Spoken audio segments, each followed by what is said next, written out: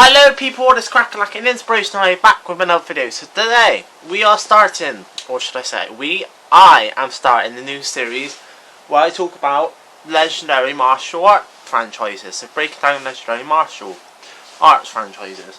So the first one we're going to start with, because it's the one I've got all the DVDs of and watched most, all of them pretty much, apart from a few other DVD collections, but there's still a few collections I need to merge off. Anyway, we're going to start with the Iep series. So before we carry on with the video, not the film,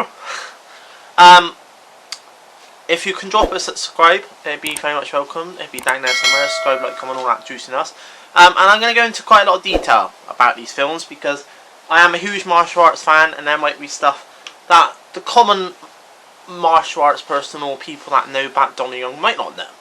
Whereas I know quite a bit about quite a lot of these films, and I know quite a lot about Donnie Young himself. So, to begin with, there's actually 7 martial arts films with the Iep series. They are all part of the Iep series, but some are more well known than others. So the ones I would say that are well known are the main Iep series, the 1 to 4. But there is 3 films that spin-off. Well, one that I'd say is a prequel, one that I'd say is a spin-off, and one that's kind of its own film. So this is the one that is a spin-off, because Master C is a character that appears in Iep 3 at the end when he goes against Master Iep, and they have their big Wing Chun fight, and to see who is the real true Master of Iep. So that's kind of a spin-off one from the main Iep series. This is kind of a prequel, because this is got Donnie Young's son, who actually plays the Grand Master in this one, the Iep Master, and it's kind of a prequel of like his younger self, of the Iep man and his younger self. And then you got this one, which is kind of its own kind of film, Iep the Final Fight. The funny thing is, no, this one was done by Senior Asia, which I believe the original series wasn't. No, the original series wasn't. So this is kind of like Senior Asia's version of the Iep story. So, you know, there's 7 films. I'll try not to make this longer than a 15-minute video, but it might be, because like I said, I'm going to go into a lot of detail on these breakdowns. That's the whole point of these breakdown videos. So the first thing I'm going to talk about is the storyline for the main films. All the stuff I talk about now is the main film stuff I'm going to talk about. The spin-offs I will come back to later and talk about later. So let's talk about the storylines in all the Iep series, the main Iep series. Do I think they're all good storylines? Now, I'm going to be really critical here, because the martial artist in me would say I absolutely love all of them and they're all amazing stories. But I'm going to be critical. I think 1 and 3 are the weakest storylines. Reason saying that is because number 1's not as action-packed, and the final fight is not anything amazing, which we'll come back to that in a bit, because I'll talk about the fight in a bit. But it's kind of an introduction to Iep Man, obviously, number 1, and you kind of find out about his wife and how he died and whatnot. Number 2 kind of steps it up now for me. The storyline is there, it's a lot better of a storyline, it goes into much more details. I'm just trying to think. Yeah, it's basically more about him defending his country. That's it, I had to think my mind then. So yeah, number 1's kind of, you get introduced to Iep. You get introduced to who he is, what he's about, how he become the most recognised Wing Chun master of all time, and how he, because he is the master that teaches Bruce Lee, believe it or not. And the second one's kind of about him defending his country, because another Wing Chun master kind of goes to a boxing ring. They bring boxing to China to try and prove that European martial arts is better than Chinese martial arts. And his fellow Wing Chun master kind of gets murdered in a boxing match because he gets poisoned during the match for one, and the boxer kind of just kills him and goes on rampage. Basically, when he's meant to stop, he doesn't. He just kind of beats him to death, kind of thing. So he kind of steps in and beats the boxing guy to take revenge for him. Which is why I think number 2 is a really good storyline. Number 3 is a good storyline, but it's a very slow storyline with not much fighting in it. Don't get me wrong, the last fight in it, last 2 fights in it, or one fight, I'm trying to think, is it this one?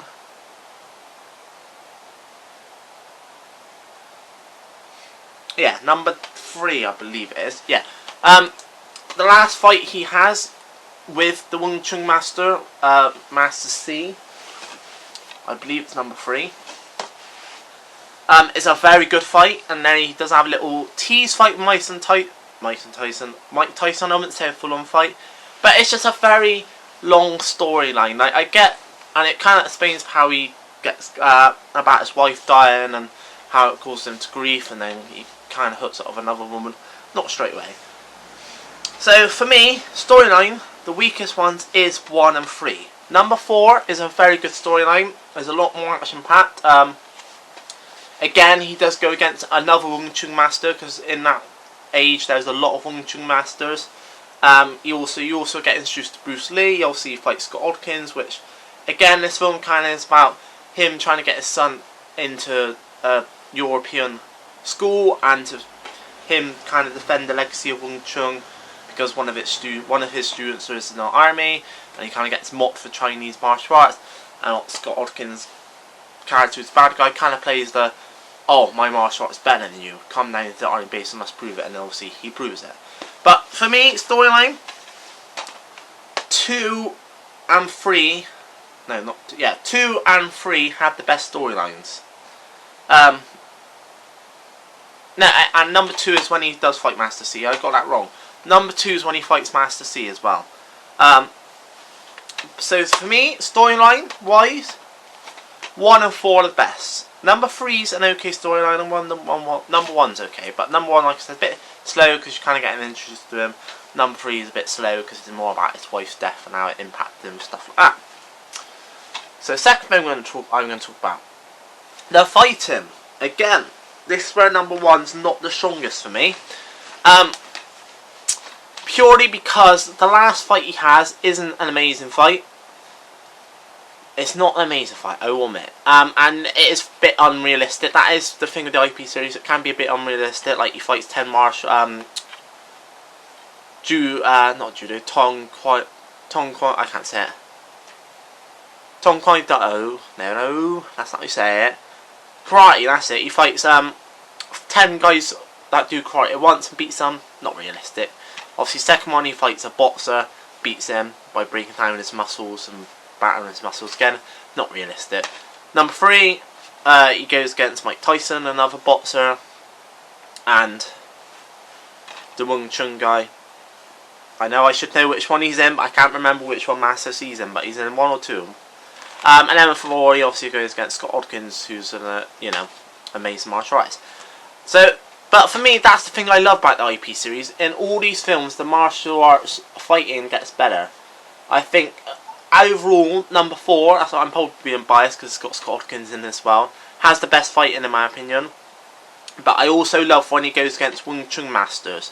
Not Master C in general, just the other Wing Chun masters, because it really shows off the Wing Chun style and it really makes really good fights. And that's the thing I love about the Iep series.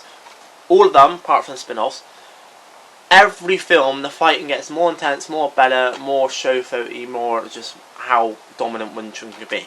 Because Wing Chun is a style based on using your opponent's force against them. Using your opponent's energy and attacks against them.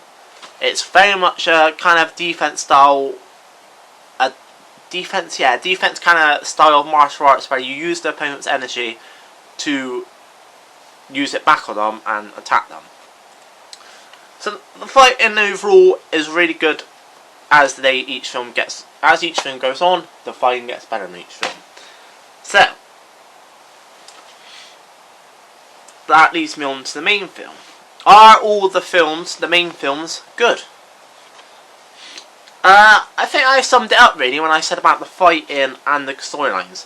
Number 1's an okay film. It's not an amazing film. I will admit that, and that's someone who absolutely fucking loves martial arts and thinks martial arts is an absolute amazing sport and just loves it to bits. And it's my favourite film franchise of all time. I've got, like I said, at least 100 martial art DVDs over there, and I've watched God knows how much martial art films on TV.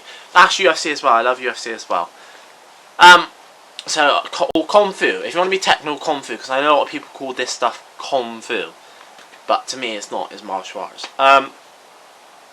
Yeah, so like I said, number 1 it's a decent film. Number 3 is a decent film. I wouldn't say they're amazing films, because, you know, and I've got nothing against storyline, don't get me wrong, a good storyline is a good in a film, but you need a good mix, and I just feel like number 3 and number 1 concentrates a bit too much on the storyline, whereas number 4 and 2 really concentrate more on the fighting and have the good balance. I think number 1 and 3 is a bit too much of storyline, whereas 4 and 2 is a nice mixture, a nice balance. So, would I say they're all good films? Yes, but would I say there's some that's better than others? Yes, 4 and 2 are definitely better than 1 and 3 in my opinion. Which leads me on to the spin-offs. Are the spin-off films any good? First start at Master C. I think this is a really good film. It's got Dave Batista in as the bad guy. It's actually got Tony Jaa in it, which is really annoying because they don't tease Tony Jaa. They tease Tony Jaa versus what's the main character? Max Sane. And it's also got Michelle Yeoh, who's another amazing martial artist. Probably my favourite female martial artist. Kung Fu martial artist, should I say. Overall, it's a really good storyline and a really good film. Obviously, the last fight's kind of a typical bad guy versus a big, muscly bad guy versus a Wing Chun master. But it's a really good fight in the end, and it's a really good film. The only thing that disappoints me in this one, like I said, is the fact that they tease Tony Jaa, who's another amazing martial artist, against Max Singh, and they have a little fight, but they don't have a full-on fight, which is a bit like, ah, come on, let them fight it out, you know, kind of thing. But overall, for a spin-off film that's based on Master C, who's, like I said, from the original IP series, it is a really good film. The prequel, again, a really good film. This one's more about, I can't remember what's that one. That one's more about, storyline on that one, quickly, is about Master C taking Dave Batista's guy down, character down, who's based on Bob Boss. But he obviously does it. He does all the dirty stuff like under secret drugs and trading money off and all that sort of stuff. The usual typical bad guy stuff.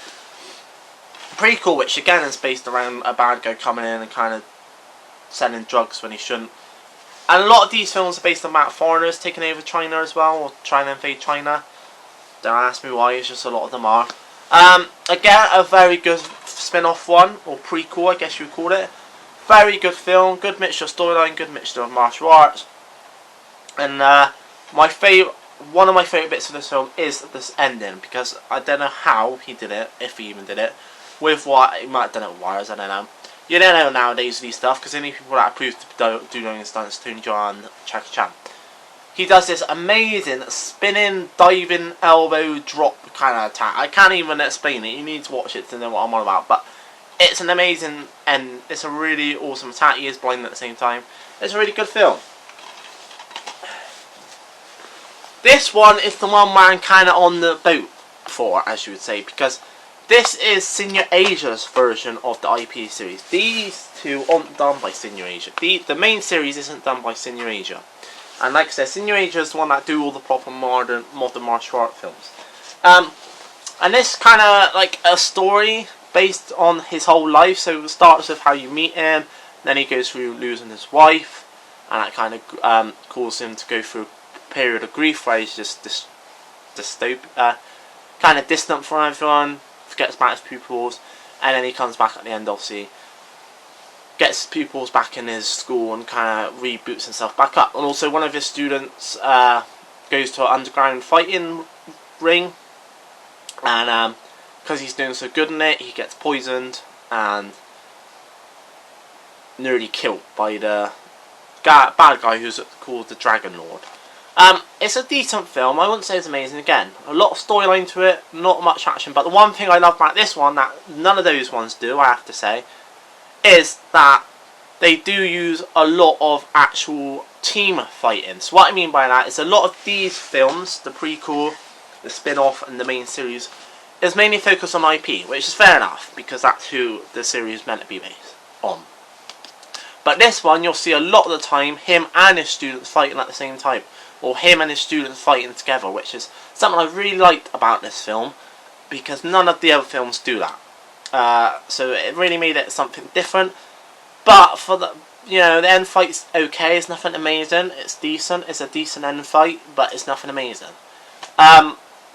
So for that reason, I would say this one's a decent one.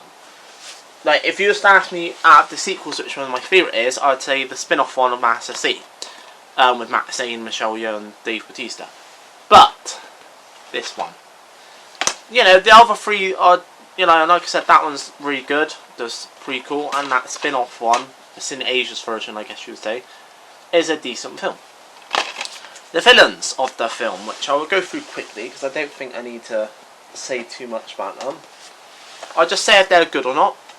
Number one's villain's a decent guy. He's basically a general leader. Nothing amazing, like I said. Nothing out there the ordinary there. Number two for me, like I said, was a really interesting film because it's a boxer, like a world heavyweight champion boxer. That he fighted. Yeah, it was number three, that one. Yes, Master C was in number three. Finally wrote it down. Yeah, so it is a boxer, and it's kind of different how he kind of broke him down and beat him, because he kind of broke down his muscles, attacked his muscles, made him in pain. They made it for a really good, different villain. Number three, obviously the main villain is Mike Tyson, but you don't really see a full-on fight, so it's kind of disappointing. And he does go against the Master C, the other Wing Chun Master, which, for that reason, but Master C is not really a villain. He's just another Wing Chun Master that fights Iep to prove who the real Wing Chun Master is. So, for that reason, the villain number three, again, isn't that interesting, which is why, like I said, number one and three aren't my favourites. Number four, Scott Adkins is a really good villain. He does play a kind of an army general leader, but he does bring it. There is a full-on fight at the end, and it is a really good fight, shows the different styles of Wing Chun and all of Scott Adkins' attacks, techniques he knows and skills he knows. So, really good villain. Master C, again, Dave Batista, it's a decent villain. It's basically a big, muscly guy against Wing Chun. Kind of see that in most films nowadays. Not the Wing Chun aspect, but, the big guy against the small guy. You see that in a lot of films nowadays. So, for me, that made it a decent villain. Again, like I mentioned with the Iep Final Fight, the last film in this one wasn't anything amazing. It was a decent little fight, but it wasn't anything like over the top or amazing. Again, with the prequel, the film was okay, nothing over the top, kind of a drug lord with a bit of fighting skill in him, and using, cheat tactics, getting him blind and all that sort of stuff to try and defeat him, which made him a decent villain, nothing amazing.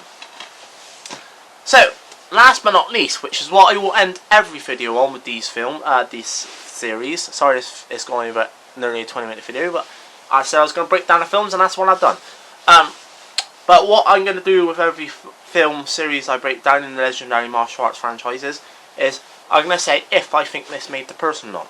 Do I think these films, are not all about spin-offs now, all about the main series, do I think the main series made Donnie Young? No, I don't at all. Because there is loads of other films, I've got loads of his other ones over there that he's been in way before the Iep series that I think made him well known. Flashpoint is one of them. I'm going to try and think if I can see them here. I can't see them now because they're all buried behind other DVDs. Fuck. Flashpoint, I'll put in subtitles to other films he's done, but there's been loads of other films he's done before the Iep series that I think have made him who he is and why he's recognised. Maybe to mainstream audience, Iep series would be what you recognise him from, but if you was a true martial arts fan like me, you would know him from other earlier stuff, like I said, Flashpoint, and I'll put some down in subtitles of other stuff he's done. So I personally don't think the Iep series made it Donnie Young. I think his earlier work did, because he's just that good. And so on that note, I hope you enjoyed this video. Sorry it was longer than 10-20 minutes, but I hope you enjoy. Keep an eye on the channel, because next video this will be Locked In, Bro vs Bro. The first episode will be dropping this week, which will be based on me and Little J doing punches, so you prefer the fastest punches in a time period. So look out for that video. Hope you enjoyed this breakdown of the Iep series and its spin-offs. I've been Inspiration 8. I hope you enjoyed, and I will see you later. Cheers, bye!